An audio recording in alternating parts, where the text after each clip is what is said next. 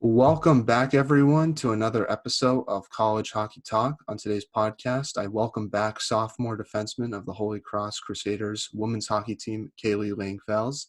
Welcome back to the podcast, Kailey, and how's everything going? Hi, yeah, thank you for having me. Everything's good. That's good to hear. And you just came off your first ever hockey's playoff experience versus UNH. Even though you lost that game, what did you take away from that whole experience and that game? Yeah, the game was really fun. I mean, just being able to kind of like progressively our team get better every year is amazing as is. And going into the game, I think we are all excited just to be there and be able to experience kind of going into a tournament. So even though we did lose, it we kind of came out better and happier, and we're happy just to kind of be there and are ready to kind of start the uphill battle now to kind of keep getting better and better and hopefully get farther and farther in that tournament as the years progress. Definitely, definitely. Yeah, and you beat UNH during the regular season. So what was your mindset and how did you try to prepare for that team heading into that game? Yeah, our games against them, I think the first one we lost at their rink and then beat them at our rink. So I think it had a lot to do with their rink in general because they have a way bigger ice sheet than kind of anyone we've ever played. And they're really good at using their ice sheet kind of to give them, an advantage. So going into the game, I think we kind of were a little nervous for that, but also trying to think of different plays and ways that we can play with that big ice and kind of stop their like generic plays that they use with that ice. And I think even though we lost that game at their ice, when we came to our rink, we felt a lot more confident. So I think that had a lot to do with beating them on our home rink. Yeah, and how do you adjust to that bigger ice sheet, especially as a defenseman since you have more ice to cover? Yeah, it's pretty challenging, especially since we can't like practice on it. Um, but I think a lot of what I kind of try to do is I try to fix my gap. I think that's pretty important with the big ice because a lot of times, especially when we play UNH, they do a lot of stretch plays. So I think trying to have as tight a gap as possible is something I try to have, and then also using the ice. So like trying to make stretch plays for our team as well definitely helps. Yeah, in that game, UNH got some quick goals in the first period and then kind of held that lead throughout the entire game. Talk about those two goals that were scored in the first period and how did that help them ultimately win that game? And what was your mindset after those two goals were scored? Yeah, after the two goals were scored, I think we were all a little shocked because we kind of came into the game ready to go, excited to play. And then when they kind of got those two goals, we weren't ready to give up, obviously, but we did kind of switch a flip a switch in our brain to kind of get us going. And I think the mentality definitely picked up, and our like speed and drive kind of picked up. Even though we weren't able to win the rest of that game, it definitely motivated us for when we played them at home the next day. Definitely. And how was playoff hockey different from regular season hockey? I think it's just the energy, like just knowing that the game's on the line, or your season's on the line as well as the game, obviously, but just the pressure and the excitement of, if you win, you get to move on and, proceed in the tournament, is exciting enough. And even though we did lose it, it was just exciting to be there. The atmosphere, even though there weren't fans, I feel like the atmosphere was different and, um, just a lot more fun and exciting. Definitely. I can't wait until fans come back, especially at those playoff games, because the atmosphere is going to be electric, especially if you had that home game against UNH. That would have been really fun since it would be Holy Cross's first playoff game ever. And that atmosphere, I feel like, would have been cool to be a part of. Yeah, I completely agree. Our school actually just announced today that they're planning on having everything back to normal by fall. So we're planning for having fans this fall. So I'm really excited about that. Yeah, no, I'm really excited too. I can't wait to get back out on the road and watch some games in person, especially since I think Holy Cross is doing like this in-season tournament with Northeastern and Boston College at Hart Center. So I'm really excited to see what that's going to look like. Yeah, they are. I'm super excited as well. So Obviously, this year's playoffs was single elimination. It wasn't the series that it usually is. Do you like single elimination, and what's your overall thoughts on that being the format for this year? Um, Being that I've never kind of experienced the series game, I guess I would say I prefer the single elimination. I guess it made sense for this year why that kind of happened. But I think a series would be really, really fun, especially for our team. I think, the first game that we play a team, a lot of times we're a little nervous, especially if we're not at home. So I definitely feel like we play better the second time or even third time that we play a team. So for our team, it might help us being in a series. And I think it'd be a lot more fun as well. So I kind of like both. I don't really mind it. So I think there's pros and cons to both because with the series, I think you get most out of what the games are going to be like. The games are more exciting just because it's a lot of back and forth, and there's a lot of drama that happens throughout the weekend. However, with single elimination, upsets happen, which is fun to see as a fan. And I think it's like the desperation factor rises during a single elimination game because if you make one little mistake, it can cause an odd man rush and it can cause a series to be lost, which is a thing that people might not consider. yep, I completely agree with that.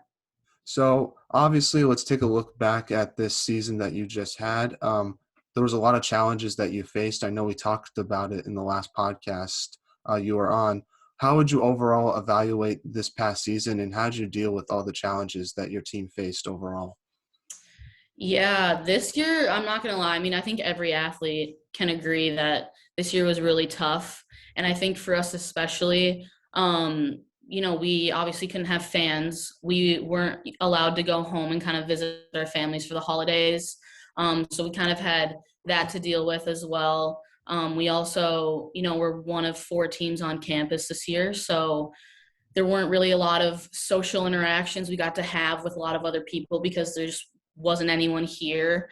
So it was pretty tough. And then, hockey wise, the constant change in schedule was a lot to kind of handle, especially as like a student athlete. I feel like we're very well organized and time managed, and always love seeing like a schedule and having a set schedule. So it was really hard to kind of come into the rink Monday ready for practice and then not sure who you're going to play, or you find out later that day.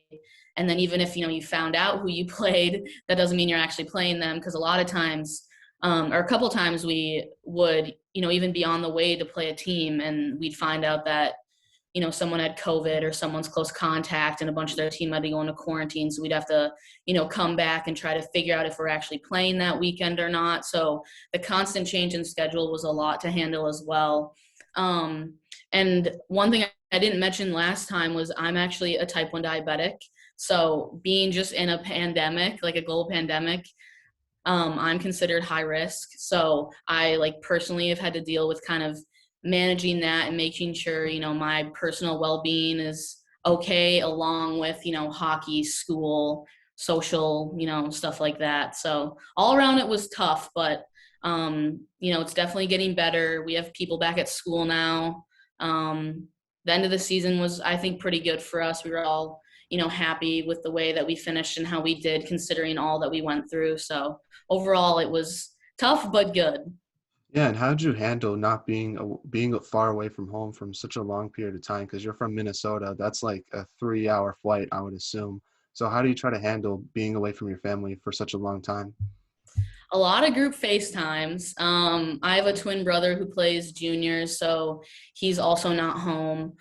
So I kind of, FaceTime him. We'll do a group family FaceTime. My mom was able to come out for a couple days before Christmas. So I got to see her. And then I also have a girl on my team, two girls on my team from Minnesota. But one is in my grade, Carly Bienick, and we practice and play together over the summer. Have been friends for a super long time. So it's nice to have her here as well. Being from Minnesota and us being close for so long. She's kind of my little piece of home, I guess, is how I would put it. But yeah, I would just say a lot of group FaceTimes, and then my mom was able to come out. So that was really nice. That's good. And you were obviously talking about how you didn't know who your opponent was until basically the Tuesday, because that's when Hockey East announced the schedule. How did you prepare for opponents not knowing who you were going to play them until that Tuesday? And did your preparation switch during practice this year compared to last year because of it? Yeah, I would say I kind of liked it more, not really knowing. I mean, it was a little more stressful, but I think for our team, it kind of helped us more because I feel like we overanalyzed who we were playing a little too much. And then sometimes it could, come back to bite us in the butt during the game or our preparation wise. So I definitely think it helped us. It did change my preparation, I would say, because a lot of times, last year we would have, all week where we would kind of study whoever we're, let's say we're playing Maine, we would study their, power play PK. We'd do like mock PK, pen or power play. To kind of figure out what theirs is. And a lot of times this year we didn't have time to do that. So we would just kind of throw ourselves right into the game. But I think that definitely helped us overall because it made us a lot more excited and kind of just like, all right, we're playing, let's go. Who cares about systems? Let's just, work our hardest, do our best, and see, how far that gets us. Definitely, definitely, especially since because I was talking to someone from Hockey East and they said they had to focus on their systems more than the other team system. And he said that was kind of an advantage in some way. Did you feel that as well?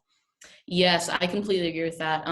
Last year, comparing the two, I would say not that we didn't work on our systems a lot, but it was more focused on trying to combat what the other team was doing rather than focus on us. And I definitely think this year we grew a lot more like defensively, regrouping wise, offensive forecheck wise. We definitely like got a lot better being that we had to try our best to like perfect each of our aspects of our game going into whoever we were playing. Yeah, definitely. And did you do any pre-scout throughout this season, or it was basically just focusing on your systems and your power play and penalty kill? Yeah, we did do some pre-scout. We would have 1 to 2 like video sessions before practice or the day before our game where we just go to our video room and our coach would kind of walk through their power play and penalty kill and their forecheck defensive zone stuff. So we would have a little bit, but we wouldn't like practice it as much as a normal year is how I would put that. Yeah, especially because towards the end of the season, you got the things rolling with the schedule. Like it was more consistent because towards the beginning of the year it was kind of rocky, but then obviously towards the end of the season, like once the Tuesday schedule was announced, that was basically who you were going to play. There wasn't really any changes because of that, which I'm assuming is early for yourself because you're talking about how you need to be, how you're kind of a time oriented person. Yeah, it definitely helped as the season went on too, because the season's so long. So after a while, like any person gets, just fatigued and exhausted in that constant change. Even though it was kind of nice, it had, pros and cons. But yeah, for me, I like kind of knowing who I'm playing, so I mentally and like personally can prepare them in my own way. Now, from the times I've watched your team play, the freshmen really have stood out to me. They've made a lot of contribution to your team. Talk about what makes their game so special in your eyes, and talk about the contribution they have made to your team, especially players like Lily Feeney and Vea Graves. Yeah, well, Via being, a freshman D, I absolutely love her. She came back from a hip injury too, so she kind of started a little late, but she did absolutely amazing this year. She kind of jumped right in. Especially being a freshman, like jumping into a college game, she handled herself and played very, very well, I think. And I think all the freshmen did. I think kind of their biggest quality collectively was they kind of came in ready to play and ready to go and ready to work hard and kind of led themselves rather than being freshmen who are like, okay, I'm just kind of going to sit back and like slowly ease into things. I think they were just ready to go and excited to come and play and be at the school. And they all worked their hardest in practice, off the ice, and lift and in games. So I was really, really impressed with every single one of them this year. Did you get really excited when the first training camp happened for your season, just seeing the skill that they have, and you're like, all right, this is going to be a good class, and we're going to be with them for a long time, obviously. Yeah, that was fun. It was like just like my freshman year because I didn't obviously know any of the girls coming in here or I like seen them play. So it was kind of like the same thing, and it's gonna happen next year too. Like they're gonna come in and I think our first practice we got to practice as a team.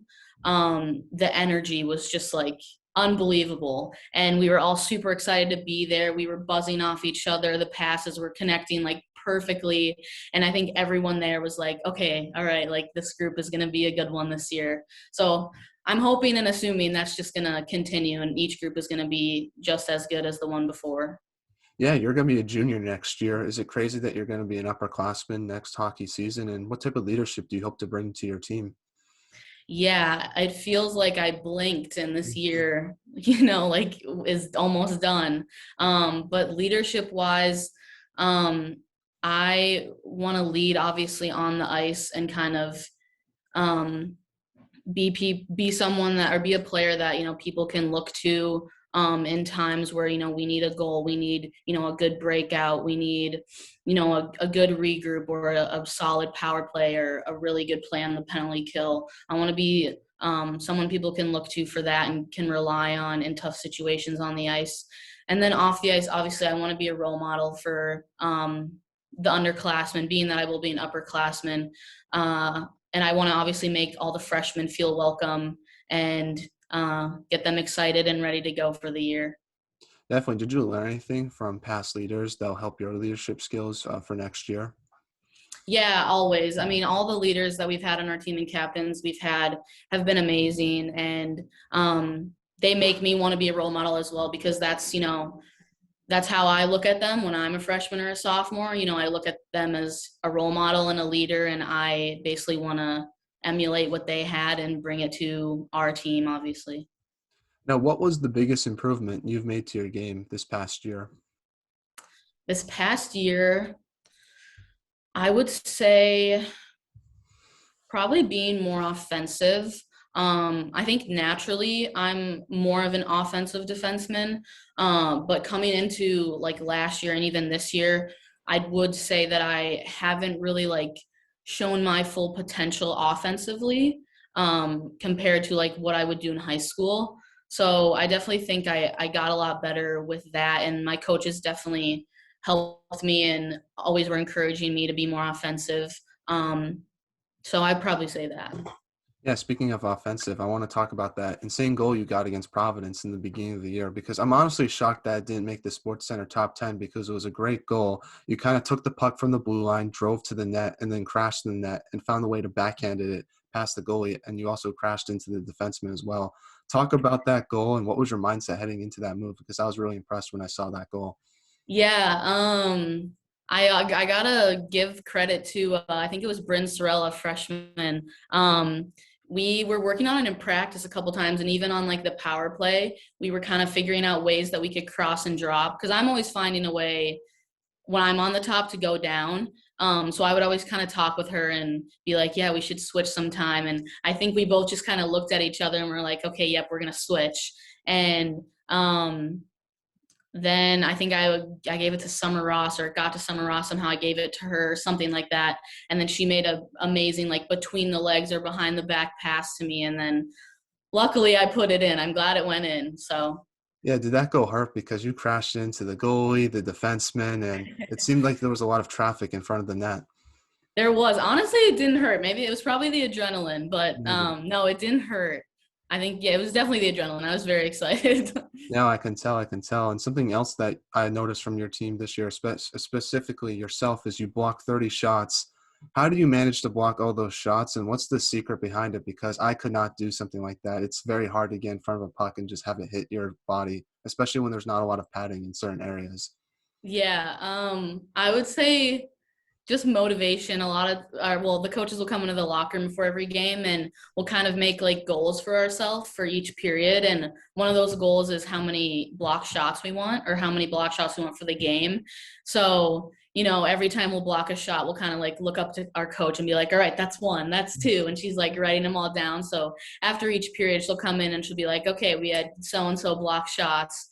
And that always seems to get us super pumped up. So I think we were definitely motivated to block shots, obviously because it would help us in the game, but then also because we were kind of having a little tally of it between periods. Definitely, especially since the bench goes nuts every time it happens because watching Yeah, exactly. guys go insane. It's pretty awesome. And your teammate Allison Atia had 59 block shots because she led the team. How does she manage to do as well? Because that's like double the amount that you had this year. Yeah, I didn't even know that. It's got to be the adrenaline. That girl, she did so good this year. She always was working hard, and she did very good defensively. And it has to do with those block shots. She had an amazing amount of block shots, and all of them were crazy ones too. Like she would be diving, she would be flipping, not flipping, but yeah, she did really good. Now, speaking of block shots, your goalie, Jada Brennan, also had a really good year. She really stood out to me. Talk about what has she meant to your team and just the contribution she makes every day on the ice, because it feels like no one can get a puck behind her in a lot of games. Yeah, Jada is a brick wall, and I love that she is too because I think it definitely helps our team in practice having to constantly be shooting on a goalie that rarely gets scored on or does such a good job in net. It definitely helps us find ways to score and find ways to put the puck in the net against a really good goalie like herself.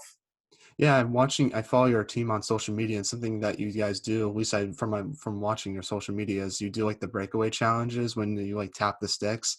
Who is the best shooter in those breakaway practices, and how hard is it to get a puck behind Jada Brennan in those drills? Yeah, I think the best person is Lily Cataldo. She won a lot this year. She's got an amazing shootout move. So yeah, we do it before every game. But I'm not the best at them, I'll be honest. You have to go through rounds, and a lot of times I rarely get through the first round. I'm just not a super good breakaway person, I guess. No, yeah, no, it's tough sometimes. I wasn't that good at it either, but if you like watch certain clips of certain guys, like there was a guy named Oliver Wallstrom when he was like 10 years old. He had this like insane move where he like took the puck like on a stick and he kind of did like a Michigan like in the center ice. It was really cool how it happened. That's sick. I like to do the I want to say it's the Kucherov move where you'll kind of like skate into the goalie, Yeah. fake shoot it, wrap it around, and then try to go 5-hole. When we had the shootout against Maine, I tried that move, and it almost went in. It was so close to working, but that's kind of like my go-to move, You should and try most of the time it works. you should try to do a slap shot because the goalie won't even expect it, and that'll be interesting to see. I should. I'll try it next time. All right, if you try it and if it goes in, I deserve some assist on that goal. Okay, Like okay, I'll I give you a deserve shout like out. a stat or something from the website. Okay, for sure. I'll definitely make sure I'll be watching that. I have scored a goal on Heart Center before. Just a fun fact in youth No hockey way. there. Yes, that's a fact. I know some Oh people my gosh. might not be aware of that, but I just wanted to shout that out as well. Now, next year is coming along very soon in a few months. What are some of your goals and expectations for yourself for next year's season? Yeah, my goals obviously for the team um is to obviously progressively get better, and we want to make it to that tournament and get farther than we did last year, and I think we have a really good chance of that. And then personally, obviously get better myself. I'm already starting, we've started our off season workouts, so we're doing a lot of conditioning and lifting, obviously compared to during the season. So we're all really eager and ready to kind of get better and better ourselves personally to go into next season. Yeah, what's your training looking like right now? And are you taking kind of a break during this part of the off season just to kind of focus on school? And then once summer comes along, you start to kind of go full throttle with your training. Yeah, so this year so right when our season ended, our coaches gave us 2 weeks off to kind of do whatever. And I feel like, at least for me and our team, kind of, I feel like 2 weeks just seems like a lot. Like it felt like forever. So a Yeah. lot of us would go up to the rink and kind of shoot pucks. We've rollerbladed a lot. We've worked out with our strength coach. So we didn't have much of a break, but that's because I just feel like having too much of a break, you feel like a week feels like a month. So but right now, this week is our first actual week of off-season lifts. So we're doing 3 days a week of lifting and then 2 days a week of some sort of conditioning. And then our coaches also want us to be shooting, I think she said like around 100 pucks twice a week. So she's kind of getting us right into it, which I'm excited about, especially because, that we're in a pandemic. We can't really do a lot on campus anyway, socially.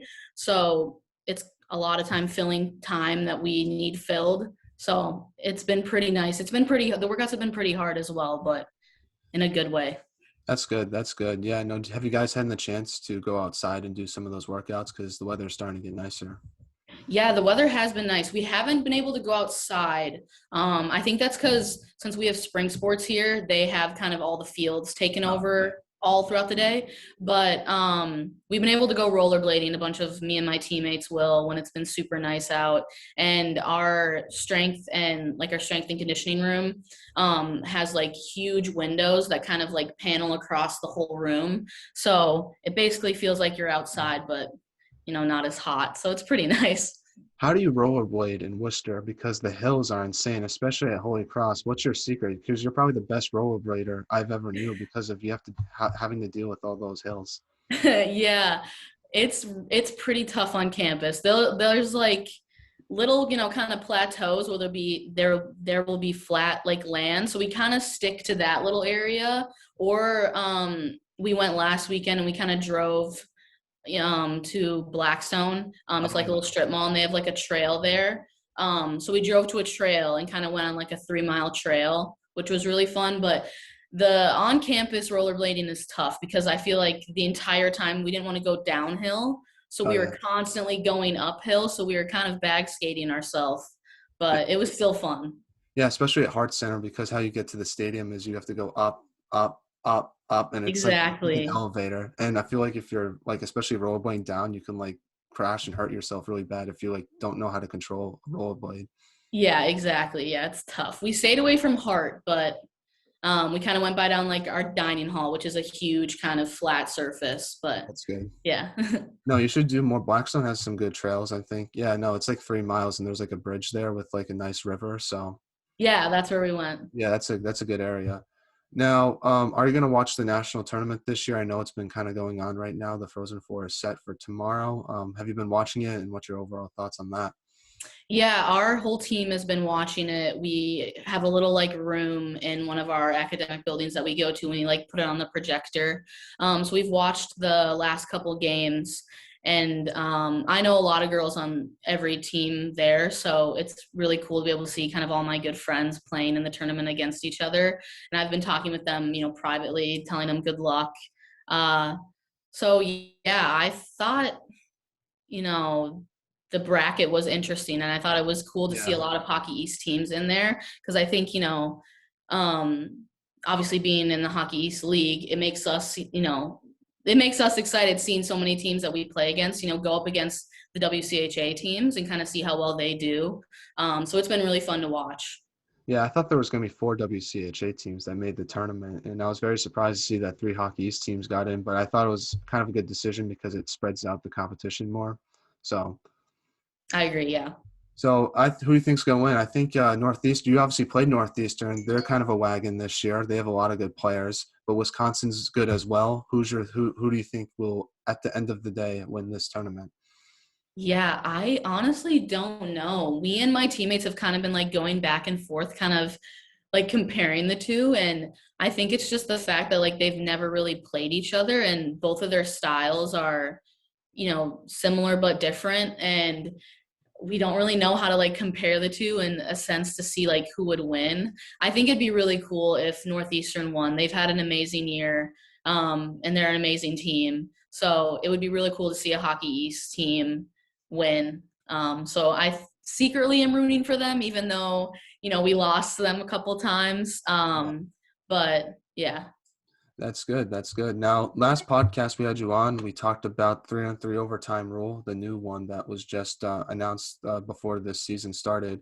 You got to play in one in the final game this year. What was that experience like for you? Because I remember you telling me on the last podcast how pumped you were to have that opportunity. Yeah, I was really excited. I think our whole team was too as well, but I just love having like so much open ice and space to kind of do whatever you want. And like I said, I'm more of like an offensive defenseman, so the coaches were kind of like, yeah, just be safe, obviously, and don't completely forget about defense, but be offensive and kind of do what you want and use your space and hopefully get a goal. And uh, obviously, I took that and I was super excited because I could just kind of skate all around, do what I wanted, and yeah, it was really fun. Yeah, talking to other players who've been in those 3-on-3 overtime situations, they say you have to be more defensively minded just because if you make a little mistake defensively, you can cause an odd man rush and cause the other team to have an offensive chance. Is that something you noticed when you played in that game? Yeah, for sure. A lot of us, I think that's exactly what my coaches told me to keep in mind. Because they know they wanted me to be offensive, but they're also like, if you be too offensive and one of our forwards forgets to kind of cover for you, and the puck gets bobbled up, or you lose it, or someone loses it, and you're not there to recover, then yeah, they basically have a straight shot right at our goalie. So yeah, Hmm. you definitely have to be more defensive minded. Is it awesome having coaches that let you have more freedom offensively, especially as a defense? Because I know other coaches like their defense to kind of just stay back and be more defensive. So do you like having the coaches let you have more freedom offensively? And do you think that helps your hockey development? Yeah, for sure. They've always been, amazing. And I mean, that's the reason why, another reason why I wanted to come to the school is because their coaching is amazing. And they're always kind of encouraging everyone to try new things, be the best kind of player that you are, play your specific game rather than, trying to change how we play to fit a certain system. And I think that's definitely attracted a lot more girls to the school and allowed a lot of like our freshmen and new girls to um, get a lot better because they're constantly growing their game rather than changing it to a specific system. Now, when do you guys meet the new freshmen that come in? Because I know you guys are doing off-season workout lifts, but I'm assuming you don't meet the freshmen until like the summer, right?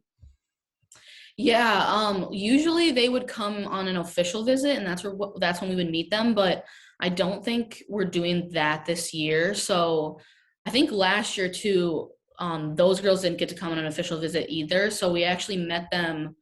We added them to like our group chat and kind of sent like introductory videos to them, and then they would send them back. So that was like my first time meeting them. So I'm assuming we're probably going to do the same. But if not, it'll probably be when I get on campus, which is crazy, but That's good. That's good. Yeah, no, that's weird. And do you have any seniors that are going to return next year? Because I know that eligibility rule is set in for all winter sports athletes. we don't have any, I think, returning. We have a senior transfer. Her name's Bailey Bennett, and she has like another year to complete school for, I think, either the full year or semester next year. So she has to come back no matter what. But with the fifth year, she'll be returning and playing. So technically her, but that's because she has to school wise in order to Yeah. graduate because she transferred. But yeah. Do you like that new eligibility rule? I think, yeah, especially for the seniors this year.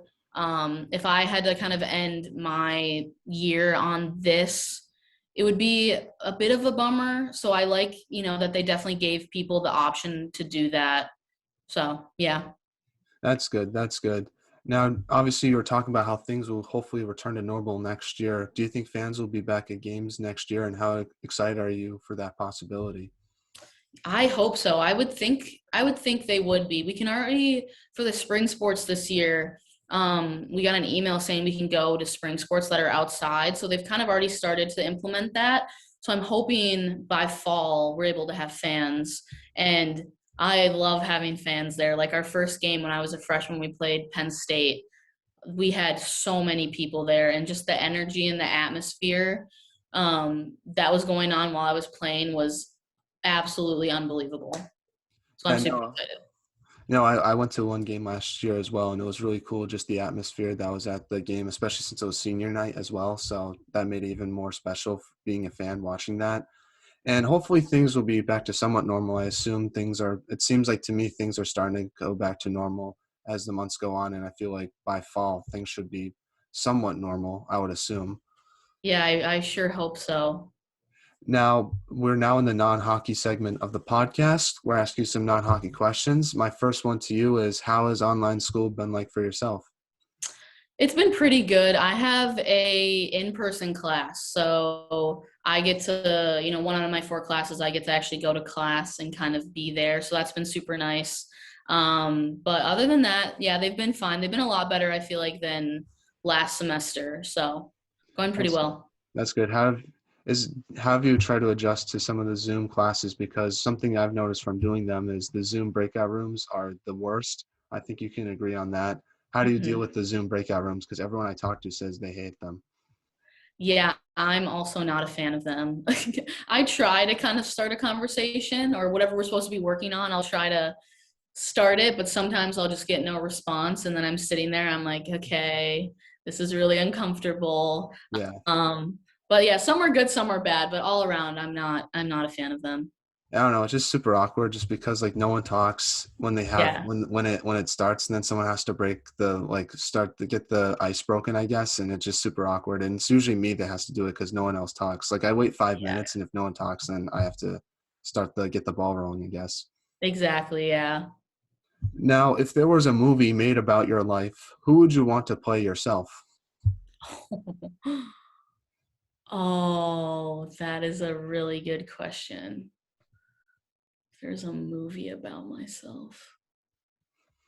Oh, I would say this is a weird answer. I would say like Melissa McCarthy because Yeah, she's just absolutely hilarious. And I just feel like not that like our personalities are the same, but we're kind of very like free spirited, goofy all over the place. So I feel like she would emulate my personality maybe the best, funny and goofy wise.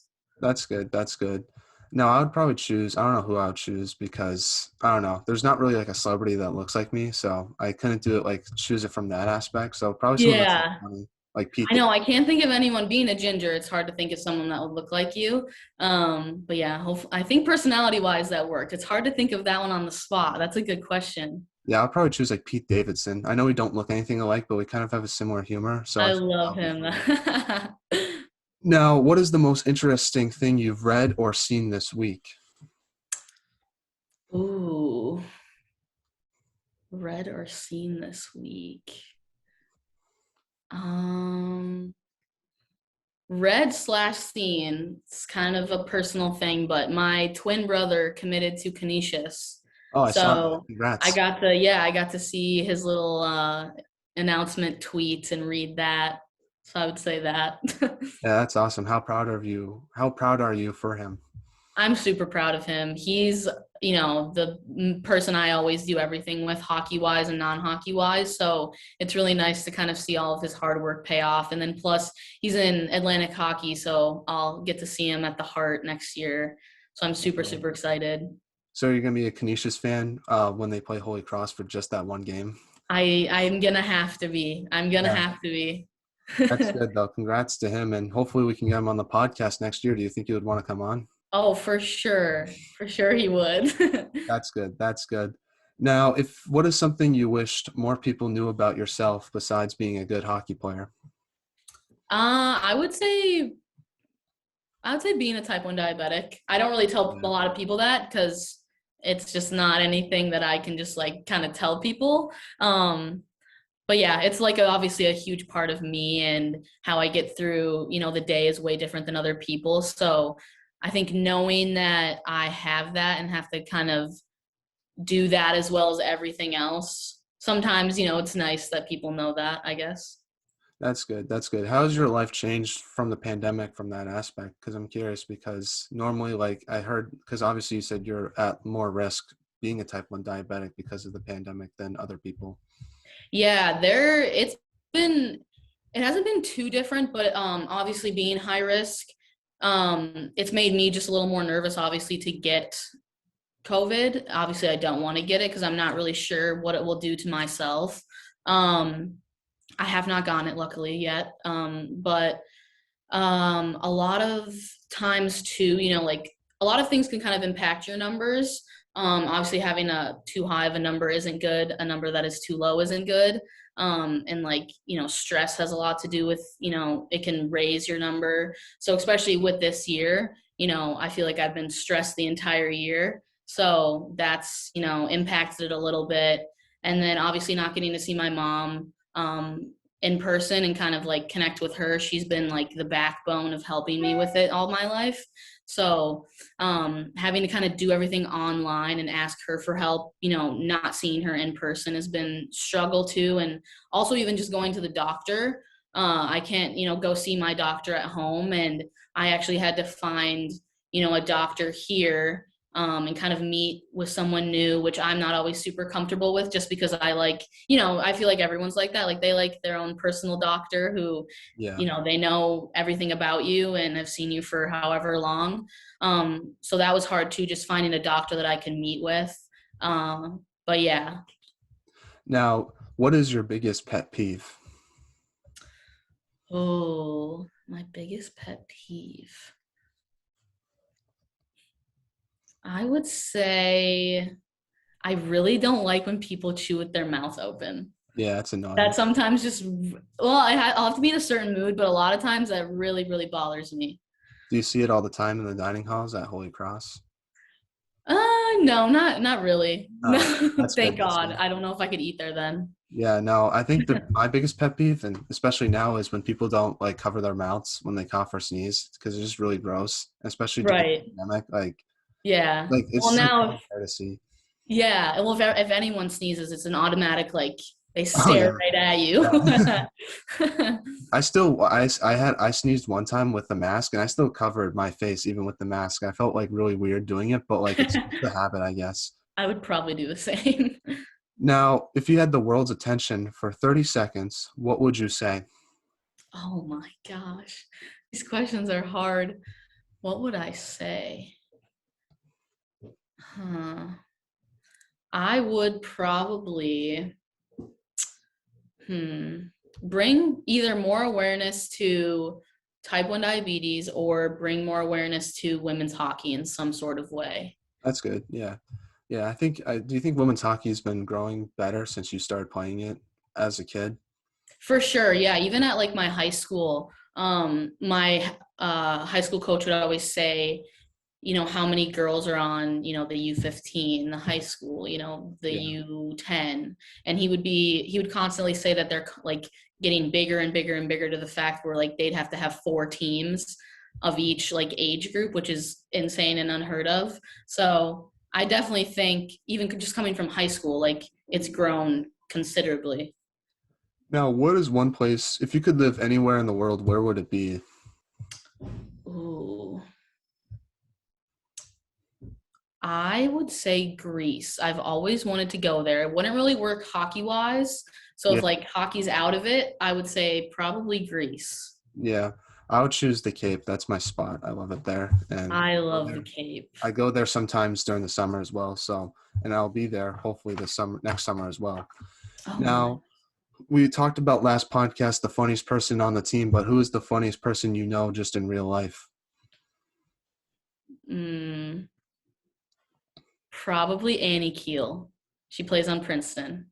Nice, nice. What type of humor does she have? Honestly, every type of humor. I feel like we have the same type of humor. That's probably why I think she's the funniest. Yeah, Because we kind of just will go off each other every time we kind of joke. But she always has a joke up her sleeve or a comment up her sleeve that just always makes me laugh. that's good. That's good. Now, what is your favorite pro sports team? I'm assuming something in Minnesota, but who knows? I do really like the Wild. I would say my other favorite team, well, it was the Boston Bruins because Torrey Krug is my favorite player or one of my favorite players. So I really like Boston, but now he's gone, unfortunately. Um, but I also like Dallas. I've started to kind of hop on that train. I have Yeah, a couple. So, yeah. but I have started to like Dallas. They're probably my favorite right now. Honestly, I'm a diehard Bruins fan, but the Wild, they're how are they? They seem like they're doing better this year. They got that guy Kaprizov Kaprizov, I think. Yes. How Yeah, he's they're killing doing it. amazing. But That's they always do really good and then they'll get to kind of playoffs and then just choke, which sucks yeah, to see and watch because Minnesota's the state of hockey, so it's like we got to at least have a Stanley Cup by now, but we don't. yeah. I But know. hopefully this year, maybe we'll do better. Hopefully. I love the new retro jerseys that like throw back to the like Minnesota Gold Star days. I think those are sick. Yeah, they are really cool. So no, I think the Wild have some good prospects coming up. Obviously, Vladislav Firstov from UConn, he's a wild prospect, so keep an eye out for him. He's really good. So now I'm excited to see what that team does in the near future. Yeah, same. Now, once the pandemic is over, what is the first thing you are going to do? Mm, first thing I'm gonna do. Um, that's a good question. Probably just go anywhere or everywhere, Yeah. just enjoy not having to wear a mask. Yeah. I think the That's masks are about it. gonna be, I don't know when that's gonna end. That's gonna end like later on, I feel like. I think we're still gonna be wearing masks with like doing normal stuff and then eventually it goes away. I That's can't imagine, not wearing a mask, especially like just in my dorm room. I have to wear a mask in like the hallway. So yeah. I can't even imagine like stepping outside and going into any other building other than like my room and not wearing a mask. Yeah, no. So I hopefully things get back to normal like I said earlier, and I think it will, but I don't with the mask aspect, I feel like that's gonna stay for a few more years. That's just my hunch I have. Yeah, that I wouldn't be surprised. Hopefully that's not the case, but it Yeah. feels weird like not wearing one ever again, like it just Yeah. stopping. Yeah, I don't know. I think it like won't like directly stop. It'll be like over time, like it goes away. So that's Gotcha. that's that's what I think. But that's just my opinion, though. Now, what are your thoughts on the podcast since we last had you on? It seems crazy that it was November we had you on, and it's like now almost April. Yeah, it's crazy. You've had a lot of like my good friends on the podcast, so I love like hearing, their podcast and listening to them. And you've had obviously a lot of other people on here. So I enjoy like listening to them and kind of hearing all of their different experiences on their seasons and points of view. That's good. That's good. Any guests that we should have on in the future? I know we had Lily Delianitis on, and you seem to like that episode because everyone was talking about it in the comments from Oh reading. my gosh, I love that girl. I would say, well, the group, my like really close friends, who I kind of skate with in the summer is Annie Keel, Lily Delianitis, Carly Bienick, who comes here with me, Addie Burton, and then Curry Petra. I would say any of those I'd Yeah. love to see on here. Definitely, I'll try to reach out and see if they would want to come on. But yeah, no. What's any podcast you've been listening to that we had on that like any of your friends? I'm trying to think like who we've had on that's from Well, Minnesota. most recent one was Lily, Yeah. and I love that one So because I love her. But yeah, she was probably my favorite. yeah, I love her perspective on the game because it's a little bit different than mine, but it's like cool to hear what she has to say and how her thoughts on the games and the perspective. And it was cool to hear her perspective as well since she didn't get to play this year because the Ivy League canceled. So it's cool to Right. hear how she was like preparing for this year with so much time. It's like a year and a half. Yeah, exactly. Now, what are some of the things you took away from the interview when we had you on last time? Anything that I could do to improve? No, I don't think so. This is always super fun and it's nice to kind of debrief, especially this one. It was nice to like debrief the whole season and kind of reflect on it. Yeah, definitely, definitely. Well, is there anything you would like to talk about? The floor is all yours. I know we usually do shout outs, but is there any other shout outs you might have missed last time that you like to say now or just anything else you'd like to talk about? Um, I don't think so. I guess the only shout out I would give is to my twin brother Keegan Langefels for committing and just say congrats to him.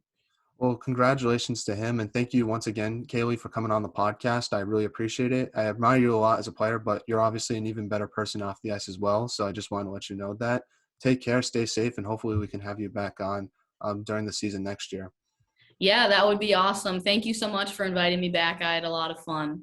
No problem. Thank you so much for your time, and I'll talk to you later. All right, sounds good. Thank you.